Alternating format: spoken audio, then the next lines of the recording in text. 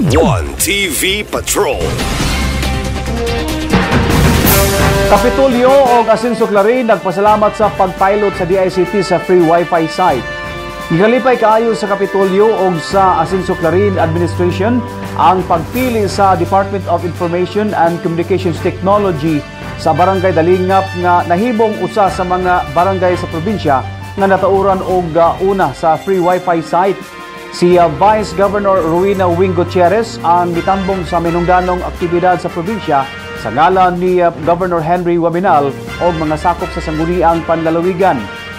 Nagkanayon ang BC Gobernador nga dili pa man tanang barangay sa probinsya ang matauran sa maong pasilidad at panasayod siya nga inanay kining mapatuman sa DICT labi na nga ang kalihim sa DICT usa ka lumad misamis nun.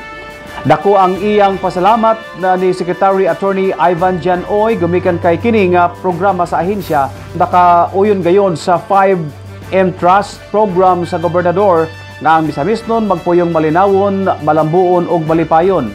Si Vice Mayor Ging Waminal de los Santos lang ang nakatambong sa aktibidad sa Barangay Dalingap gumikan gihapon sa opisyal nga lakaw ni Mayor Jojo Roa.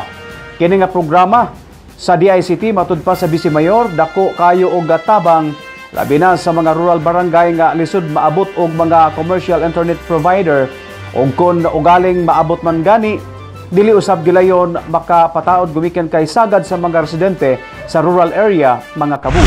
Pasalamaton kayo po naka-appeal kita sa JEDA program sa DICT in which ang ato mga kaigsuunan sa Barangay Dalingap maka-access ng internet kusa in behalf sa local government unit of Clarin nga ipanguluhan sa iyong ubos nga higala Mayor Jojo Roa, Sir Ivan Oy sa DICT. Sir, salamat yung kayo kay dako kay katabang sa atong kalusuranon ilabi na sa Barangay Dalingap. Usaos po na ko, sir. Salamat kung mayong adlaw kanatong tanan.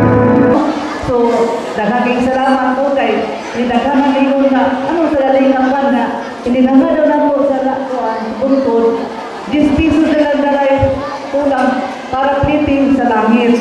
So, natinala sila nga po sa Dalingap. So, this morning, we are so very much honored and privileged na ang Dalingap usa nga napili diri sa barangay sa Clarin. Kaya kung sana ang Dalingap sa kalayo with a population of 964 only, pero napili man yun, no? 12 kay sa Dalingap. Palampakan po dato. Okay, so, karon dako kay kong pasalamat, no, sa atong DICT, pinamuluhan ni Attorney Ivan Oy, kauban sa atong regional director.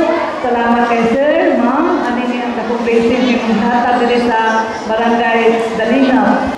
So this initiative presents opportunities for Barangay Dalingap and the local government of Clarin as the improvement of knowledge through the digital resources and other online services may create livelihood possibilities in the digital industry. Other deliverables of this project are free public internet access in a key location and train and empower youth and adults in digital skills. One TV Patrol.